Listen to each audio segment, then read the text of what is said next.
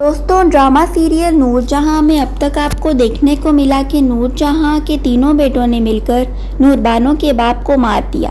اب نور بانو اپنے باپ کی موت کا انتقام لینے کے لیے گھر واپس آ چکی ہے اور مراد کو اپنی مٹھی میں کرنے کی کوشش میں ہے، جبکہ نور جہاں کو لگ رہا ہے کہ اس کے تینوں بیٹے اس کے اشاروں پر ناچ رہے ہیں۔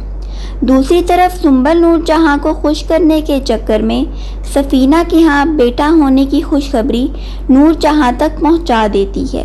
اس کو سن کر نور جہاں خوشی سے حنید کے پاس جاتی ہے اور اس کو اپنے سر کی قسم دیتی ہے کہ تم بتاؤ کہ کیا واقعی تمہارے ہاں بیٹا ہونے والا ہے۔ نور جہاں کے زور دینے پر حنید نور جہاں کو سچ بتا دیتا ہے کہ اس کے ہاں بیٹا نہیں بلکہ بیٹی ہونے والی ہے، جس کو سن کر نور جہاں سنبل پر برس پڑتی ہے اور اس کی خوب بے عزتی کرتی ہے۔ دوسری طرف مراد کو لگ رہا ہے کہ اب اس کے گھر میں اس کی کوئی عزت نہیں ہے۔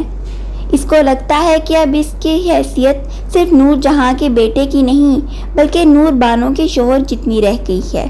نور بانو مراد سے ضد کرتی ہے کہ وہ مرشد کی گدی اور مزارے کے تمام معاملات اب خود سنبھالے، کیونکہ یہ مرد کے سنبھالنے کے کام ہے اور وہ مختار شاہ کا اکلوتا داماد ہے، اس لیے اس کی ذمہ داری ہے کہ وہ گدی نشین ہو کر تمام معاملات کو دیکھ کر، جس پر مراد راضی ہو جاتا ہے۔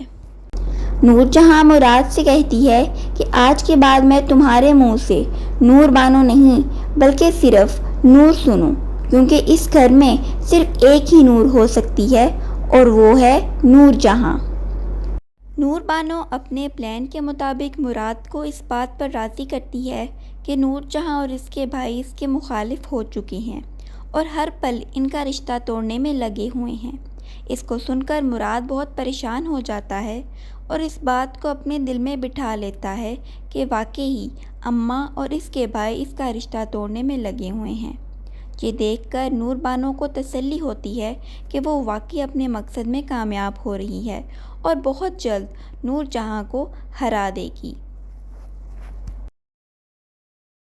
حنید مراد سے بار بار کہتا ہے کہ تم نور بانو سے کہو کہ وہ شام محل اماں کے نام کرتے، جبکہ مراد اس بات پر بالکل بھی راضی نہیں ہوتا اور پوری طرح سے نور بانو کی مٹھی میں آ چکا ہے۔